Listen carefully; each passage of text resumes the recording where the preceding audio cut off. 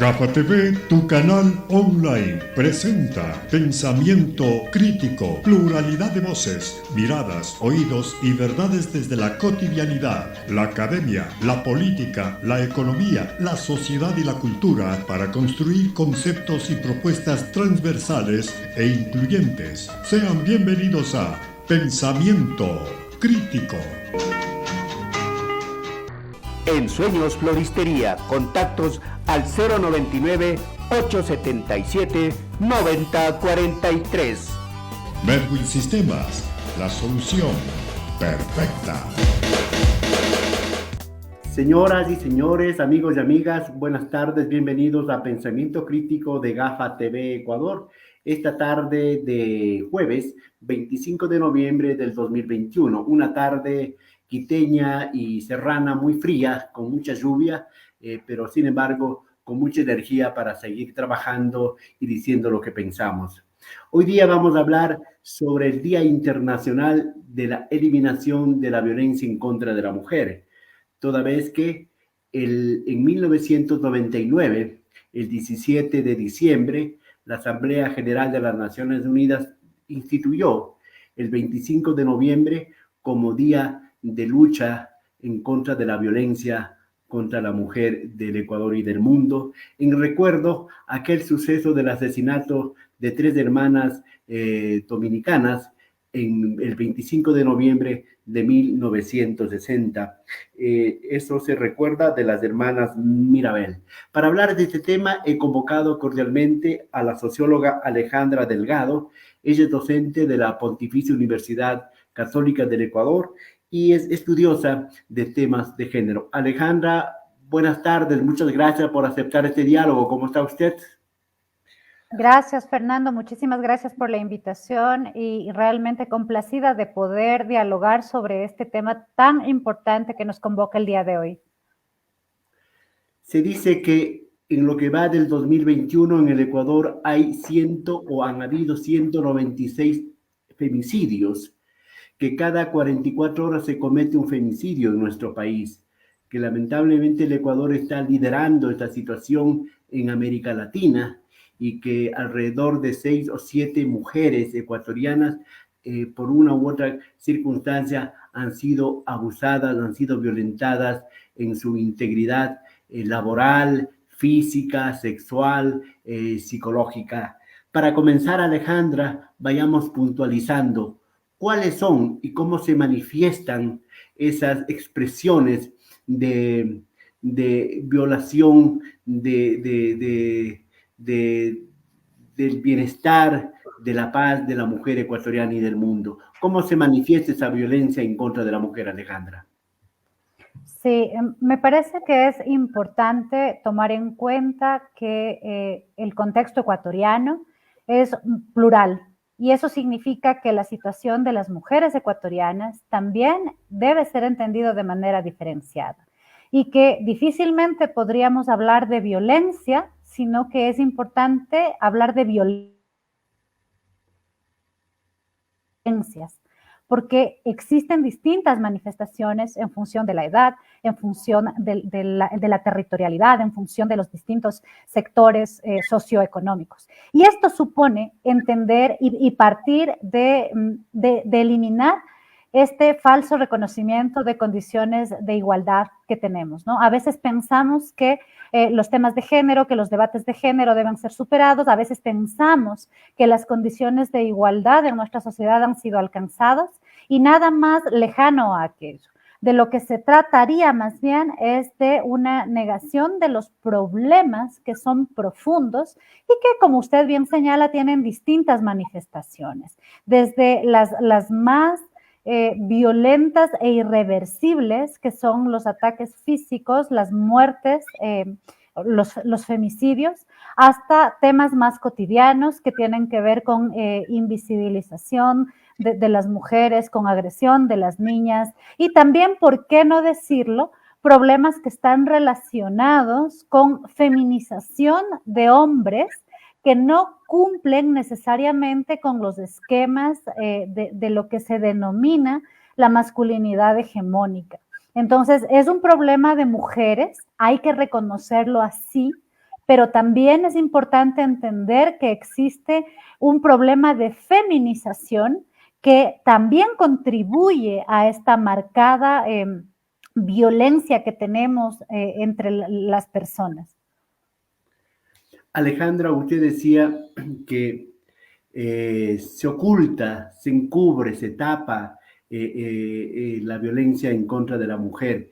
Y justamente el título de nuestro diálogo es que existen leyes, pero no existe una política pública para luchar, para eliminar la violencia contra de la mujer. Pero ahí también tiene que ver hasta la familia, que escamotea, que oculta y que a ratos trata de tolerar la violencia en contra de la mujer. ¿Es así la situación, Alejandra?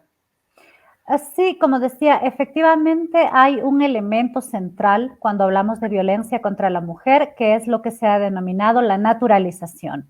Es decir, naturalizar o afirmar o estar convencidos de como normales. Si uno se remite, por ejemplo, al contexto educativo, es interesante, llama la atención que el porcentaje de niñas y adolescentes mujeres que abandonan el sistema educativo es mayor que la tasa de niños y adolescentes varones. Entonces, hay un criterio que va generando y que va afirmando las brechas, las diferencias que son educativas, el acceso también a sistemas de salud, el acceso a la profesionalización y, ¿por qué no decirlo?, en la cotidianidad también, elementos que tienen que ver con esta naturalización de violencia. Hay varios tipos de violencia, ¿no? La una es la violencia física, digamos, es como pensar que somos una sociedad libre de violencia porque no hay golpes, pero hay otros tipos de violencia que se llaman violencia blanda. Esta violencia blanda es esta violencia que no se siente, esta violencia que no se percibe, pero que alimenta la desigualdad, que disminuye el lugar social que tienen las mujeres y que permite y posibilita que las mujeres no denuncien, que las mujeres por distintos factores, a veces económicos, otras veces emocionales, pero a veces por el simple hecho de estar convencidas de que la vida sin la defensa de esta noción de familia nuclear puede perjudicar la vida y que la responsabilidad del mantenimiento de la familia está en las manos de la mujer, es uno de los principales elementos que también encubre, porque si bien han subido las cifras, si bien tenemos un número altísimo de denuncias, las denuncias no todas dan cuenta del contexto que vivimos. Es decir, hay un montón de casos de violencia que no se denuncian. ¿Por qué? Porque están naturalizados. Y precisamente están naturalizados porque como sociedad hemos reducido o hemos implementado estos mecanismos que han colocado o que responsabilizan a la mujer del fracaso de las relaciones afectivas. Y eso también es extremadamente importante de analizarlo, Fernando. Sí, entonces quedamos en que hay violencia física, psicológica, laboral, económica, emocional y política incluso. En todos esos espacios, ¿cómo viola el Estado?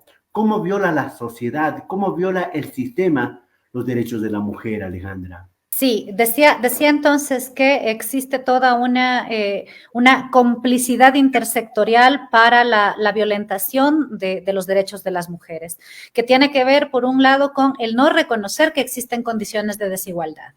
Hay profundas condiciones de desigualdad y a veces esas desigualdades se romantizan, no se toman con seriedad y no tienen la dimensión importante que deberían tener. Luego tenemos todo un sistema social, digamos, que culpabiliza a la víctima.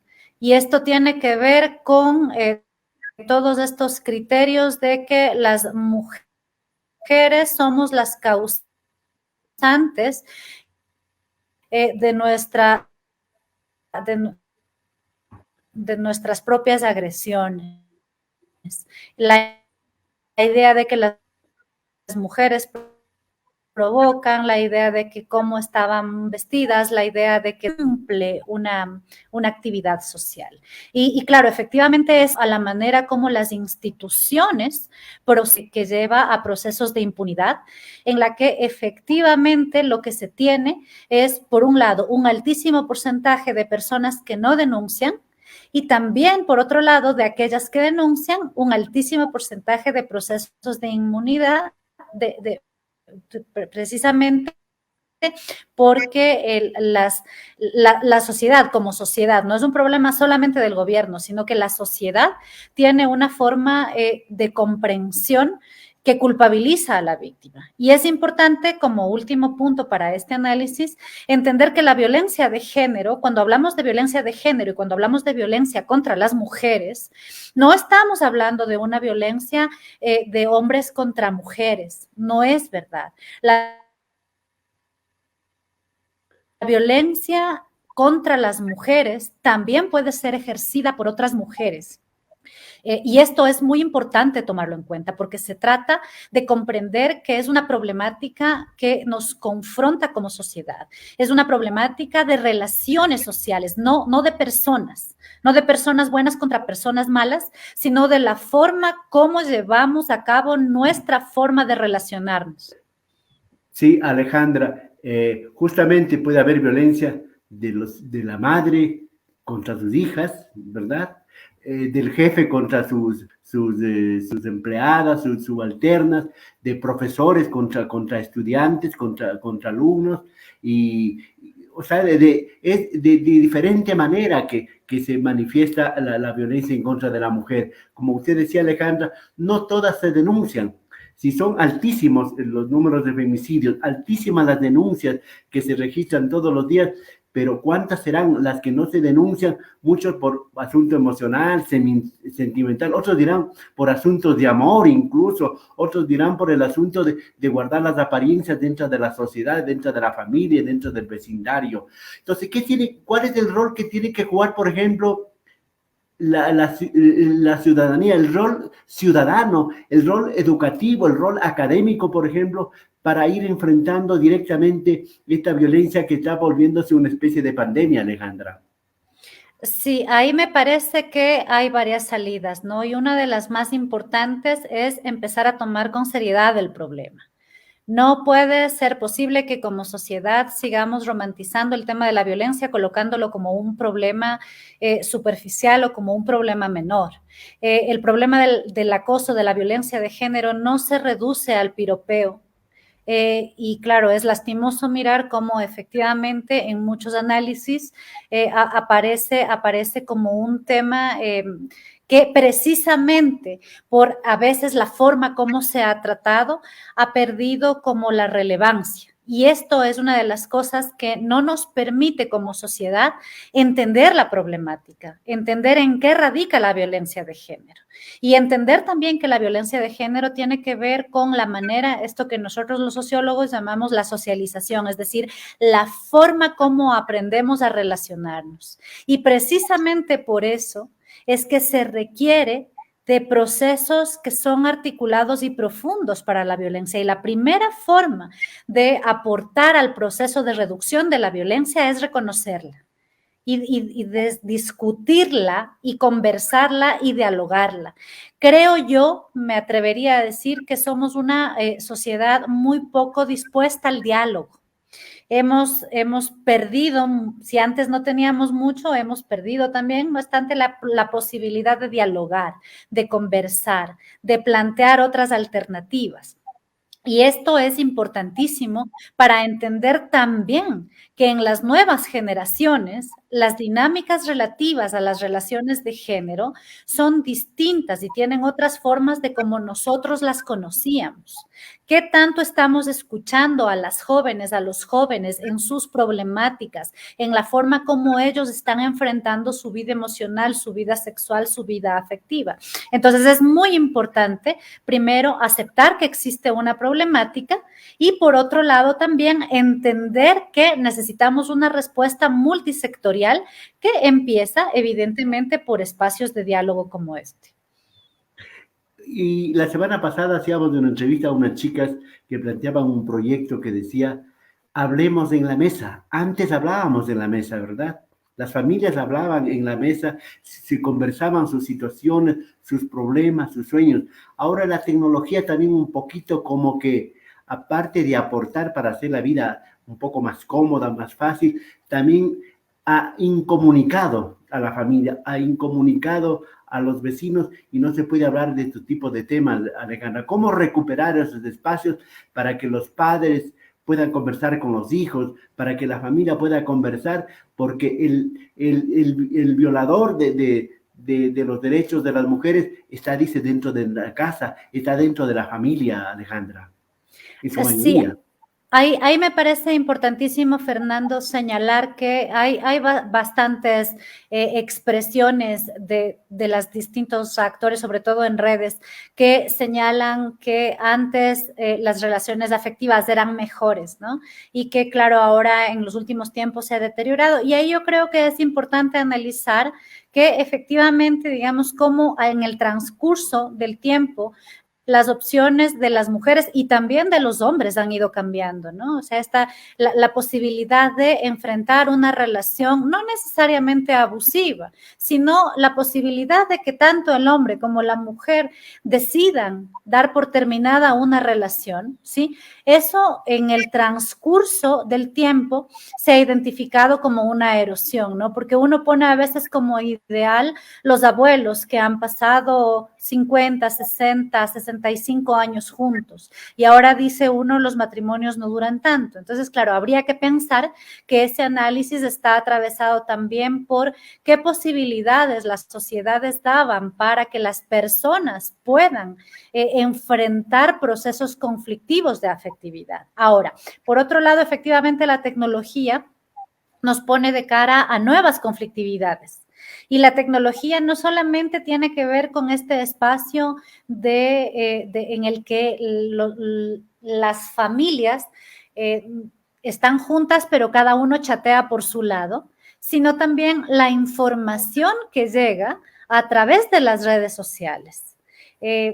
Cosas que, y esto ya lo habíamos dicho desde hace varios años, si es que las familias no tenemos conversaciones con relación a aquello que significa todos los procesos relacionados con la salud sexual y reproductiva de nuestros hijos y nuestras hijas, lo está haciendo TikTok, lo está haciendo YouTube, lo están haciendo las redes sociales. Entonces, es también importante entender que la globalización se metió a la casa a través de las redes sociales y que no es solamente que no conversamos, sino que a pesar de que conversemos, ya no nos comunicamos, ya no tenemos las herramientas para entendernos. Entonces, ahí también es importante tomar en cuenta cómo están, no solo las nuevas generaciones, sino también toda la población en general, cómo estamos enfrentando y atravesando la necesidad de construir relaciones afectivas. Me parece que es importante recuperar esta noción, esta dimensión de la responsabilidad afectiva, de la responsabilidad que tenemos con los otros seres humanos. Hay una posición que podría sonar también un poco reivindicadora de los derechos, pero que en realidad lo que hace es fragmentar la posibilidad de establecer vínculos. Es decir, la gente que se basta a sí misma para resolverse en la vida. Y creo yo que esa tampoco sería la solución más adecuada. Alejandra, la justicia, la asamblea, es decir, los poderes públicos, ¿qué tipo de política pública deben implementar para que en verdad se vaya eliminando la violencia en contra de la mujer? Tomando en cuenta que existen leyes, como decimos en el titular, pero en primer lugar no se aplica y tampoco existe una voluntad política, tampoco existe una conciencia política. ¿Cuál sería el llamado ahora mismo a los poderes públicos para que hagan lo que les corresponde y puedan ayudar desde sus instancias a combatir esta violencia en contra de la mujer, Alejandra?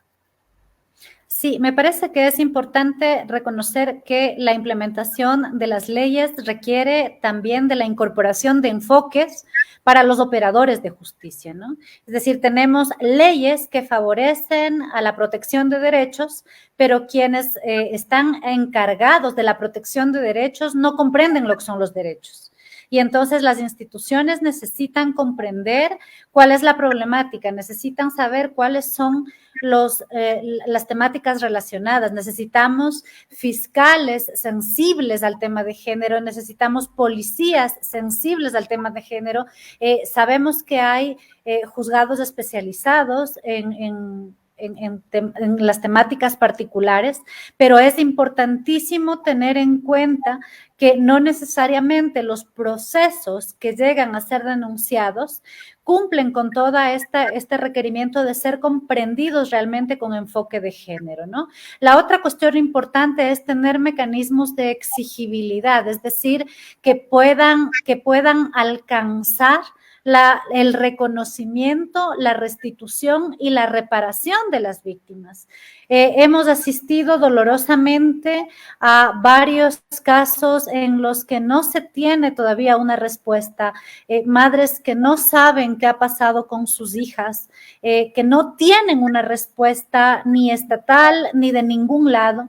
Y efectivamente todos estos procesos necesitan el acompañamiento no solamente de las instituciones estatales con enfoque de género, sino también el acompañamiento de la sociedad civil que se articule para exigir, para que haga procesos de acompañamiento, para que efectivamente los derechos de las mujeres sean respetados.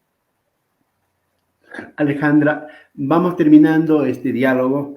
En todo caso, los problemas políticos, los problemas económicos, los problemas sociales, la pandemia, todo eso han afectado y siguen afectando en mayor grado a las mujeres, ¿sí? Y en el asunto político, por ejemplo, más allá de, no importa de qué partido, de qué bandería política sea, pero en la Asamblea se ha visto algunos actos de violencia. La propia presidenta de la Asamblea ha sido víctima de algunos actos. Un asambleísta fue víctima también de un ataque a través de Twitter de un legislador de Creo, del legislador Ordóñez. Hay otros legisladores que se expresan de manera poco educada, poco considerada y poco respetuosa. También en la política se ve este tipo de cosas, y tomando en cuenta que ellos hipotéticamente son el espejo de la sociedad. Sí, bueno, eso es sintomático, ¿no? Es muy sintomático porque efectivamente, digamos, si en el círculo político encargado de legislar encontramos estas dificultades, podemos tener una idea del nivel de violencia de género que vive nuestra sociedad en lo cotidiano.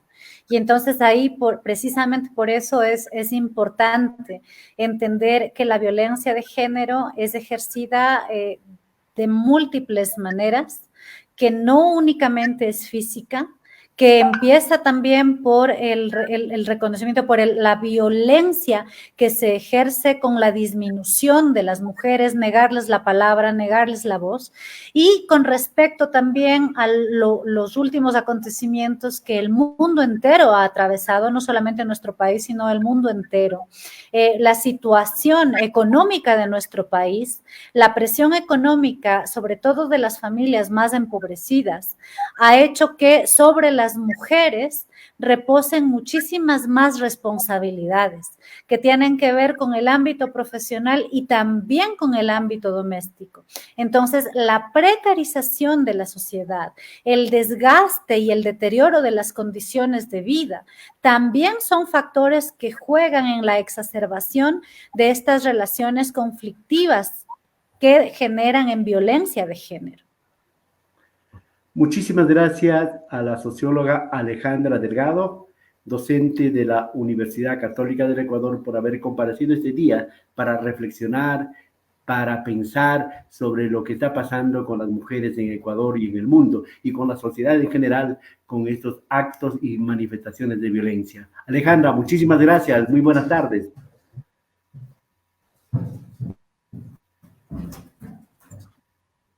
Gracias, Alejandra. Hasta aquí, Pensamiento Crítico de GAFA TV Ecuador, conversando sobre el Día Internacional de la Mujer y las reflexiones que ameritan para cambiar la situación y cambiar el pensamiento y los parámetros de nuestra sociedad.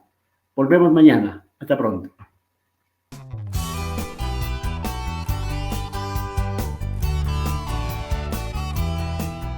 Somos GAFA TV Online, la nueva dimensión visual desde Ecuador para todo el mundo.